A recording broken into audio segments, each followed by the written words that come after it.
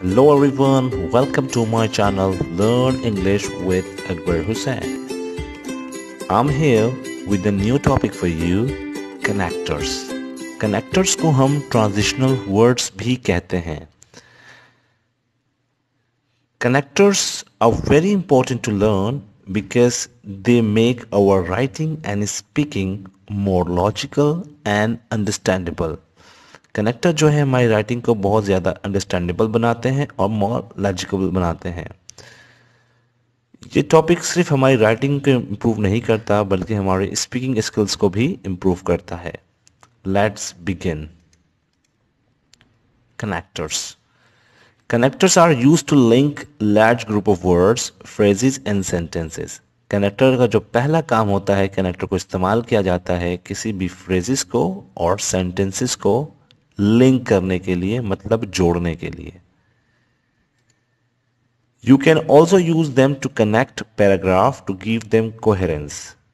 आप जो कनेक्टर को इस्तेमाल सिर्फ दो सेंटेंस या दो फ्रेज को जोड़ने के लिए इस्तेमाल नहीं करते, आप इसे पैराग्राफ को जोड़ने के लिए भी इस्तेमाल करते हैं और ये उनके दरमियान कोहेरेंस पैदा करता है. कोहेरेंस से मुराद राब्ता कायम करता है, तसलसल कायम करता है. Sentence connector are usually placed at the beginning of the sentence and may be categorized as followed. As followed मैंने ऐसे इसलिए लिखा है क्योंकि इसके नीचे एक दूसरी स्लाइड है. कनेक्टर जो है ज़्यादातर यूजुअली आम तौर पर सेंटेंस के शुरू में आता है, लेकिन हमेशा ऐसा नहीं है और इसकी वजह से कैटेगरी है.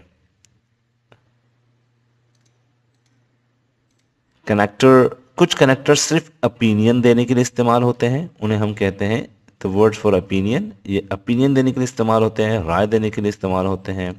कुछ कनेक्टर्स जो हैं वो एडिशनल इंफॉर्मेशन देने के लिए इस्तेमाल होते हैं. कुछ कनेक्टर जो हैं वो कंट्रास्ट मतलब अपोजिट आइडिया देने के लिए इस्तेमाल होते हैं. कुछ कनेक्टर जो है वो सिमिलरिटी मतलब मुशाहबत जिसमें हो वो चीज़ बताते हैं, जिसमें सिमिलर चीज़ें होती हैं. कुछ कनेक्टर जो हैं वो रिजल्ट बताने के लिए इस्तेमाल होते हैं, किसी भी काम का क्या रिजल्ट आया, किसी भी एक्शन का क्या रिजल्ट है, क्या नतीजा आया.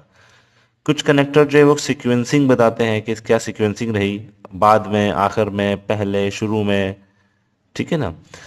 कुछ कनेक्टर जो है वो एम्फेसाइज देते हैं मतलब सेंटेंस पे जोर देने के लिए इस्तेमाल होते हैं. और कुछ कनेक्टर एग्जाम्पलिफिकेशन मतलब एग्जाम्पल देने के लिए इस्तेमाल होते हैं. कुछ कनेक्टर का काम जो होता है वो कंक्लूजन देते हैं. तो कनेक्टर वो जो है ग्रुप ऑफ वर्ड्स होते हैं और या तो वो खाली एक वर्ड भी हो सकता है. वो यूजुअली सेंटेंस के शुरू में आता है लेकिन हमेशा नहीं आता. तो अब हम सबसे पहले हम पढ़ते हैं ओपिनियन के कौन से कनेक्टर होते हैं. ओपिनियन के लिए कुछ कनेक्टर्स दिए हुए हैं और अमूमन ये हमेशा ही तकरीबन ये शुरू में आते हैं, सेंटेंस के शुरू में आते हैं. जैसे कि ये आई थिंक जो नंबर 1 है ये बहुत कॉमन है. I believe, I feel, in my opinion, in my view, it seems to me, I would say that as far as I'm concerned, as I see it, I would suggest that from my point of view, to be honest. मैं खुद भी इनमें से बहुत ज़्यादा common जैसे कि I believe हो गया, in my opinion हो गया, to be honest, I would suggest that. तो मैं खुद भी इसमें से इस्तेमाल कर सकता हूँ. इसके इस्तेमाल करने से एक आपकी इंग्लिश में वेरिएशंस आती हैं, आपकी इंग्लिश और ज़्यादा अच्छी होती है, more like a native speaker. आपकी इंग्लिश जो है बहुत ज़्यादा नेचुरल लगती है. तो आप सिर्फ एक ही वर्ड आई थिंक इस्तेमाल ना करें, आप ओपिनियन के लिए इनमें से कुछ भी इस्तेमाल कर सकते हैं. हाँ, हालांकि इनमें की मीनिंग में कुछ थोड़ा बहुत डिफरेंस होता है. जैसे कि हम उर्दू में भी बहुत सारे डिफरेंट वर्ड्स जैसे हम कहते हैं कभी कभी मेरे ख्याल से, मुझे यकीन है, मुझे लगता है, जहाँ तक मेरा ताल्लुक़ है, मेरे मेरे पॉइंट ऑफ व्यू से, अगर मैं ज़ाती तौर पर बताऊं तो इस तरह से ओपिनियन देने के लिए हम सेंटेंस जैसे उर्दू में डिफरेंट या हिंदी में डिफरेंट इस्तेमाल करते हैं, इसी तरह से इंग्लिश में भी होते हैं. Let's have an example. As far as I am concern my work is finished. अगर हम बात करें जहाँ तक मेरा ताल्लुक़ है, काम जो है मेरा ख़त्म हो गया. As far as I am concern my work is finished. Look at the second example. From my point of view, you should sue the government on this matter. Sue the government, sue का मतलब होता है case करना government के खिलाफ. Sue the government. मेरे ख्याल से तुम्हें गवर्नमेंट के खिलाफ या गवर्नमेंट को इस मामले में सू करना चाहिए, कोर्ट तक लेके जाना चाहिए. I agree that we should buy a new car. मैं इत्तेफाक करता हूँ तो मैं जो है नई गाड़ी खरीदनी चाहिए। देखिए मीनिंग डिफरेंट हो सकती है, लेकिन ये सब जितने भी हम वर्ड देख रहे हैं ये सब ओपिनियन देने के लिए इस्तेमाल हो रहे हैं। जैसे कि इन माई ओपिनियन, मेरी राय में, the player must be disqualify, the player must be disqualify, इस प्लेयर को जो है डिस्क्वालीफाई कर देना चाहिए। I think that we should respect each others opinion, मेरे ख्याल से हमें एक दूसरे के ओपिनियंस का, दूसरे के ओपिनियंस का, राय का एहतराम करना चाहिए। Personally I noticed he wasn't involved in the new project, ज़ाती तौर पर मैंने नोटिस किया है कि वो इन्वॉल्व नहीं था न्यू प्रोजेक्ट में। मतलब ये सेंटेंसेस हैं, ये जो शुरू में जो जितने भी लिखे हुए हैं ये सारे जो हैं ओपिनियन के वर्ड हैं, ट्रांजिशनल वर्ड्स हैं, कनेक्टर भी कह सकते हैं। To be honest I would rather start my own business, मतलब मैं प्रेफर करूँगा कि मैं जो है अपना बिजनेस स्टार्ट करूँ, शुरू करूँ। कंट्रास्ट, ये कंट्रास्ट के लिए वर्ड हैं। But, however, on the other hand, otherwise, unlike, in spite of, whereas, while, yet, apart from. इनकी एग्जाम्पल देखते हैं हम। Mary arrived home despite the bad weather, देखिए मैरी घर पहुंच गई। इसके आगे डिस्पाइट के आगे आप देखें एक अपोजिट है, जबकि बुरा, जब इसके बावजूद के मौसम खराब था, डिस्पाइट द बैड वेदर, ये देखें अपोजिट आइडिया है इसके बाद। Second, although she complains a lot, she is my best friend, देखिए वो मेरी बेस्ट फ्रेंड है, जबकि वो, हालांकि वो कंप्लेन बहुत करती है लेकिन फिर भी वो मेरी बेस्ट फ्रेंड है, अपोजिट आइडिया है। Moin is extremely talented, he is on the other hand is very lazy, मतलब वो अदर दूसरे हालात देखें तो वो बहुत लेजी भी है, टैलेंटेड है लेकिन लेजी है, opposite idea. Next, all of my sisters are doctors whereas I am a teacher, मेरी सारे सिस्टर्स जो है वो डॉक्टर हैं जबकि मैं एक टीचर हूँ। तो देखें डिफरेंट आइडिया, डॉक्टर्स और टीचर होना तो डिफरेंट आइडिया है। तो कॉन्ट्रास्ट जो हम इस्तेमाल करते हैं वो हम इस्तेमाल करते हैं अपोजिट आइडिया के लिए। रिजल्ट, रिजल्ट देने के लिए, रिजल्ट बताने के लिए किसी भी सेंटेंस में हम इस सारे वर्ड का इस्तेमाल करते हैं कि कुछ वर्ड आपको याद भी करने पड़ेंगे। Therefore, so, because, thus, hence, due to, as a result, consecutively. इसकी एग्जाम्पल देखते हैं हम। पहली example, I did it because I love you, मैंने ये काम इसलिए किया क्योंकि मैं तुमसे प्यार करता हूँ। आई डिड इट, ये रिजल्ट था, रीजन इसके आगे है। शी वॉज लेट, ये रिजल्ट था, लेट होना, on account of heavy rain, ठीक है, ये उसकी वजह थी।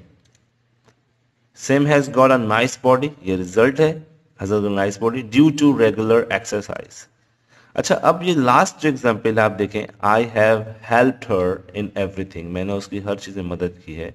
There for she trust me blindly, इसलिए वो मुझ पर अंधाधुन ट्रस्ट करती है, भरोसा करती है। देखिए देयर फोर के साथ मामला ये होता है, देयर फोर के बाद हम रीजन बताते, इस रिजल्ट बताते हैं, ठीक है। आप कभी भी एप्लीकेशन लिखेंगे तो आप एप्लीकेशन में पहले रीजन ऊपर बता चुके होते हैं, तो उसके बाद आप जो है वो रिजल्ट लिखते हैं, ठीक है। लेकिन बिकॉज के आप देखें, अगर बिकॉज सेंटेंस देखें, अगर I did it because I love you, अगर ये सेंटेंस होता I love you therefore I did it, अगर हम इसको अपोजिट करके लिखते हैं, क्योंकि देयर फोर के बाद हम रीजन नहीं, हम रिजल्ट बताते हैं, और बिकॉज के बाद, ऑन अकाउंट ऑफ के बाद, और ड्यू टू के बाद हम जो है इसमें हम इसके बाद रीजन बताते हैं, ठीक है। तो I hope you have understood this.